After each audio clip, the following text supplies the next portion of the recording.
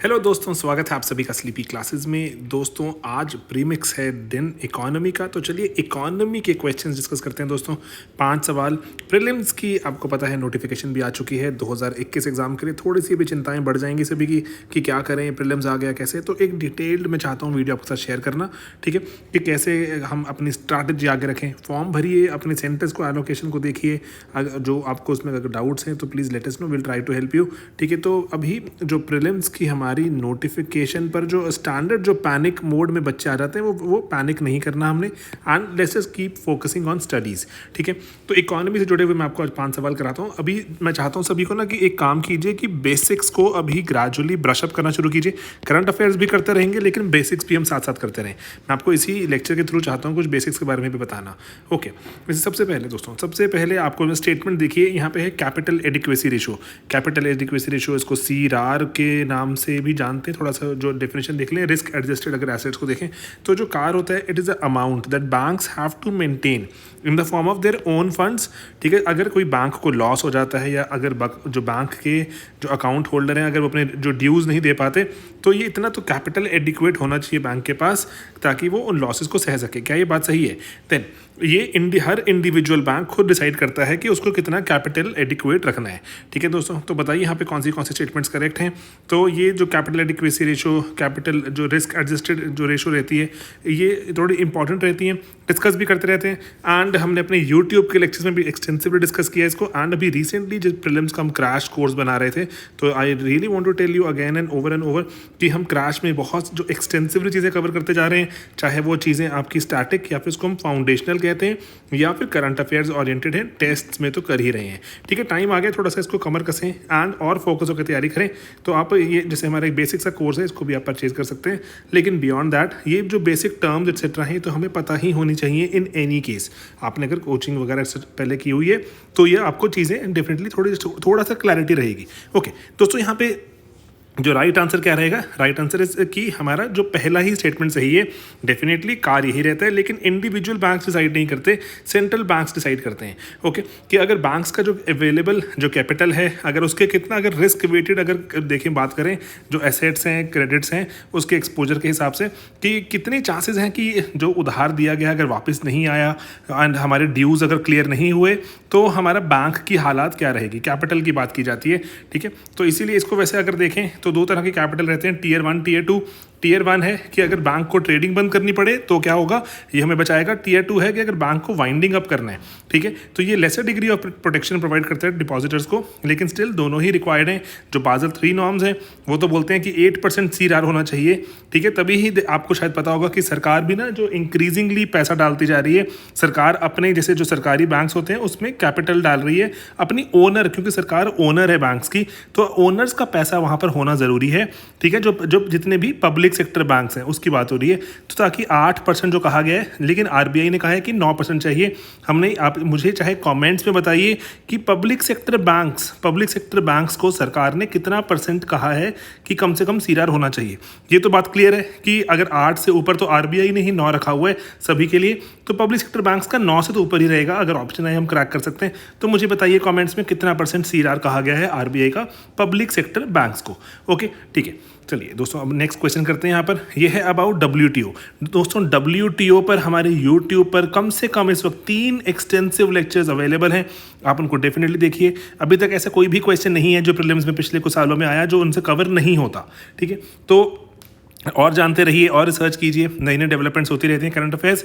Alright, तो पर जो एग्रीमेंट ऑन एग्रीकल्चर है उस पर कौन सी चीज़ें इंक्लूडेड हैं? पहला डोमेस्टिक सपोर्ट कमिटमेंट, जो सैनिटरी फाइटोसैनिटरी मेजर्स SP के नाम से जाने जाते हैं, then special safeguard provisions and then countervailing duties.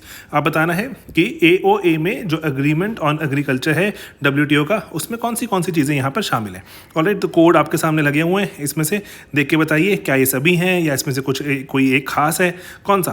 And दोस्तों राइट आंसर इज यहाँ पर कि यहाँ पर जो सिर्फ चौथी है, फोर्थ हटा दीजिए, फोर्थ नहीं है, वो जो काउंटर वेलिंग ड्यूटीज़ क्या होती हैं कि अगर बाहर से सामान आ रहा है, अगर इंपोर्ट आ रहा है बाहर से एंड इंपोर्ट काफ़ी सस्ता है, इट कॉस्ट रियली लेस, तो हमारी डोमेस्टिक जो मार्केट है, जो डोमेस्टिक हमारी इंडस्ट्री है वो ख़राब हो सकती है। डोमेस्टिक इंडस्ट्री को नुकसान पहुँच सकता है अगर इंपोर्ट की कीमत काफ़ी कम है। तो डोमेस्टिक इंडस्ट्री को बचाने के लिए हम इंपोर्ट पर काउंटर वेलिंग ड्यूटीज़ लगा देते हैं, ठीक है, ताकि थोड़ा सा इंपोर्ट में ड्यूटीज़ ऐड हो जाएंगी, थोड़ा महंगा हो जाएगा, डोमेस्टिक इंडस्ट्री को थोड़ी सी रिस्पाइट मिलेगी कि अरे इतना सस्ता इंपोर्ट आ रहा था, हमें तो बिल्कुल ही उड़ा देता, हमारे सारी कंपनीज बंद हो जाती, थोड़ा बच गए, ठीक है। तो ये सिर्फ डेवलपिंग कंट्रीज को ही अवेलेबल है, डेवलप्ड को अवेलेबल नहीं है काउंटर वेलिंग ड्यूटीज़, तो ये बात का भी हमें ध्यान रखना है। ऑलराइट, तो एग्रीमेंट ऑन एग्रीकल्चर और ये जो काउंटर वेलिंग ड्यूटीज़ और भी बहुत सी बातें, अभी I was watching the lecture the other day, अभी रिसेंटली ही सर ने जो हमारा DND सीरीज शुरू हुई है, डेली न्यूज़पेपर डिस्कशन, उसमें भी सर आपको जो ड्यूटीज़ के बारे में समझा रहे थे। लेकिन स्टिल आप जाइए WTO का लेक्चर देखिए, बहुत ज़्यादा डिटेल में चीज़ें बताई हैं, वेरियस बॉक्सेस के बारे में भी जानिए, एग्जाम में सवाल देखने को मिलते हैं। ओके दोस्तों, तो चलिए अब नेक्स्ट यहाँ पे बात करते हैं हम, it is about liquidity trap. दोस्तों बताना है उसमें इनकरेक्ट स्टेटमेंट क्या है लिक्विडिटी ट्रैप में। तो यहाँ पहली है कि जो एक्सपेंशनरी मॉनेटरी पॉलिसी रहती है वो ग्रोथ को स्टिमुलेट नहीं कर पाती अगर हमारे पास लिक्विडिटी ट्रैप चल रहा है तो, ठीक है। एंड देन उसके बाद जो पब्लिक है वो प्रेफर करती है कि पैसा अपने जो हाथ में कैश में रखा जाए, बैंक्स में जमा ना कराया जाए, ठीक है। Would prefer to hold money in banks, sorry banks में जमा कराना चाहेगी रादर देन इन कैश, कि कैश नहीं बैंक्स में जमा कराते हैं, ठीक है। एंड देन पब्लिक है वो बहुत सारे बॉन्ड्स खरीदने के लिए रश करेगी, ठीक है, ताकि फिक्स इंटरेस्ट कमाया जाए क्योंकि वॉलेटिलिटी थोड़ी हाई चल रही है। तो बताइए यहाँ पर कौन सी स्टेटमेंट आपको लगती है करेक्ट, 1, 2, 3 या 1 and 2 all of the above, ठीक है। तो इनकरेक्ट स्टेटमेंट बतानी है आपने लिक्विडिटी ट्रैप के बारे में। दोस्तों लिक्विडिटी ट्रैप का मतलब क्या होता है कि मार्केट में लिक्विडिटी है ऑलरेडी, लेकिन लिक्विडिटी ग्रोथ में तब्दील नहीं हो पा रही, ठीक है। लिक्विडिटी इज नॉट गेटिंग जो कन्वर्टेड टू ग्रोथ, कि मार्केट में इन्वेस्टमेंट्स नहीं आ पा रही एंड इन्वेस्टमेंट नहीं आ पा रही है, तो अकॉर्डिंगली नई नई तरह की इंडस्ट्रीज़ को कुछ इम्पेटस नहीं मिल रहा, कुछ ऐसा नहीं है कि जो सेविंग्स वगैरह हो रही है वो सेविंग्स को जैसे हम बात करते हैं ना कि सेविंग होना इनफ नहीं है दोस्तों। सेविंग जब मोबिलाइज हो जाती है तो वो इन्वेस्टमेंट बन जाती है, इन्वेस्टमेंट नहीं हो पा रही, ठीक है। लिक्विडिटी एग्जिस्ट करती है, सेविंग भी है लोगों के जेबों में, लेकिन वो इन्वेस्टमेंट में कन्वर्ट नहीं हो रही, लिक्विडिटी ट्रैप बन जाता है। बैंक चाहे उसमें जितना मर्जी इंटरेस्ट रेट लो कर दें लेकिन फ़ायदा नहीं होगा क्योंकि इन्वेस्ट करने का सेंटीमेंट नहीं है अभी, ठीक है। तो इसीलिए तो यहाँ पर जो पहली स्टेटमेंट है दैट इज करेक्ट, ठीक है। फर्स्ट स्टेटमेंट इज करेक्ट कि एक्सपेंशनरी पॉलिसी हो भी जाएगी, बैंक रेट चाहे अगर लो हो भी जाएं, इंटरेस्ट रेट लो हो भी जाएं, उसके बावजूद इकॉनमी ग्रोथ नहीं आ पाती। लेकिन अब लोग क्या करते हैं, वहाँ पर कैश फॉर्म में रखना पसंद करते हैं पैसा, ना कि बैंक में, क्योंकि इंटरेस्ट नहीं मिल रहा होता। और बहुत बार तो ऐसा भी होता है कि इंटरेस्ट रेट नेगेटिव हो जाता है, जैसे जापानीज इकॉनमी में है भी। एंड देन जो लोग हैं वहाँ पर बॉन्ड्स खरीदने नहीं जाते क्योंकि उम्मीद होती है कि आने वाले वक्त में आपका इंटरेस्ट रेट बढ़ेगा तो बॉन्ड की प्राइसेस कम हो जाएंगी। तो यील्ड का कॉन्सेप्ट है दोस्तों, यील्ड का कॉन्सेप्ट डेफिनेटली जान लीजिए क्या होता है। यील्ड जो करंट यील्ड क्या रहती है, एंड देन उसके बाद कूपन यील्ड का मतलब क्या होता है। मैं आपको 3 टर्म्स बता रहा हूँ, करंट यील्ड क्या होती है आपने जानना है, कूपन यील्ड क्या होती है, एंड यील्ड टू मैच्योरिटी, ठीक है। तो ये 3 चीज़ें, एंड कैसे जो आपका यील्ड का एंड इंटरेस्ट रेट का क्या 36 का आंकड़ा है या फिर हैंड इन हैंड चलते हैं, एक बार देख लीजिए quickly. It's not a difficult concept, अगर मुश्किल लगे मुझे कॉमेंट्स में बताना, आई विल एक्सप्लेन, ठीक है दोस्तों। तो ये हमारे पास आंसर क्या बना, यहाँ पे 2 and 3 करेक्ट हैं, बाकी दोनों जो स्टेटमेंट्स गलत थी। तो ये लिक्विडिटी ट्रैप का मतलब है कि जो इंटरेस्ट रेट्स लो हैं, सेविंग रेट्स हाई हैं, उसके बावजूद भी मार्केट में इन्वेस्टमेंट पैसा नहीं आ रहा, लिक्विडिटी है लेकिन ट्रैप में फंस गए। आप और सस्ता कर रहे हैं उधार एंड उसके बाद मार्केट में और लिक्विडिटी आ रही है लेकिन तब भी बात नहीं बन रही।